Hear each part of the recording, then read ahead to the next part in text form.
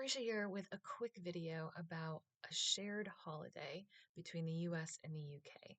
Now, when we're talking about official federal holidays, not ones like Halloween or Valentine's Day, there are very few that both the US and the UK recognize, and I think only one that is secular in origin, and that is today, November 11th. Now, this goes by different names in each country. In the US, it's Veterans Day. In the UK, it's Remembrance Day. But it is the same holiday. It comes from Armistice Day and the celebration of the end of World War One. So, in both countries, it is a holiday to celebrate people who fought for us, obviously not just in World War One, but also in subsequent wars, and to honor them. It's celebrated a little bit differently in each country. In the US, it's not really celebrated. Um, it is a federal holiday, so federal workers have the day off, and certain, businesses or organizations are closed because of it. And people will acknowledge it on social media and often, thank a particular veteran in their life or just in general. But in terms of sort of communal celebration and there being kind of official or traditional sort of activities that are done to celebrate. I've never really witnessed that in any of the states where I've lived.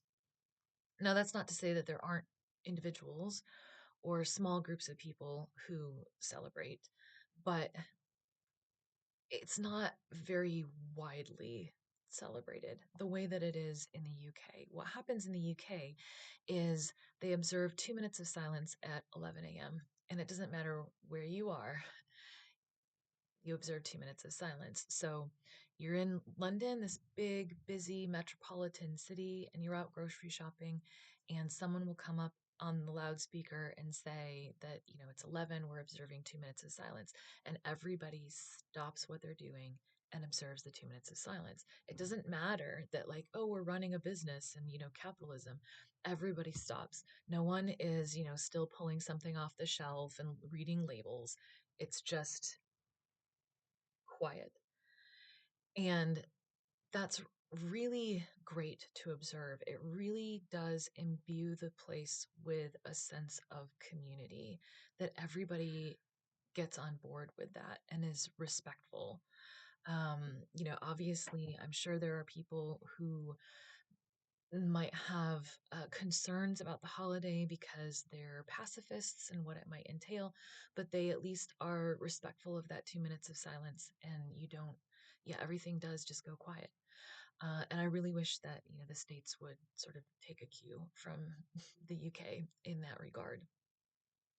For me, as an American living in the UK, this day has come to be more than just an acknowledgement of the people who fought for my freedoms, and is also a good reminder of the importance of allyship.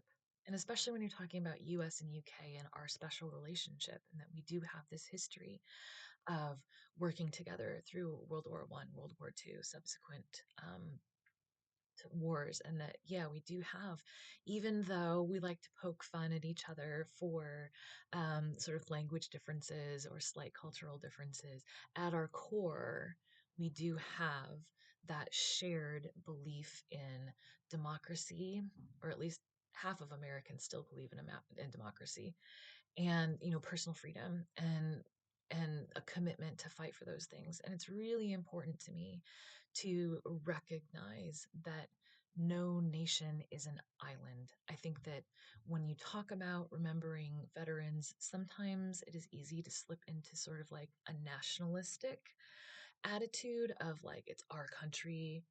Um, when really what we're talking about was, no, this was an alliance of several countries, right?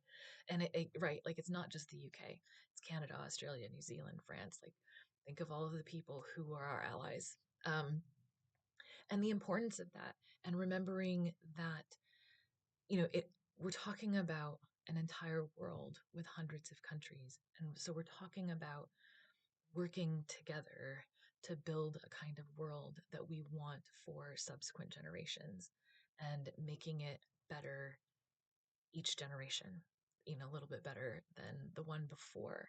That's what we're striving for. And we can't do that alone. We do that together with our allies.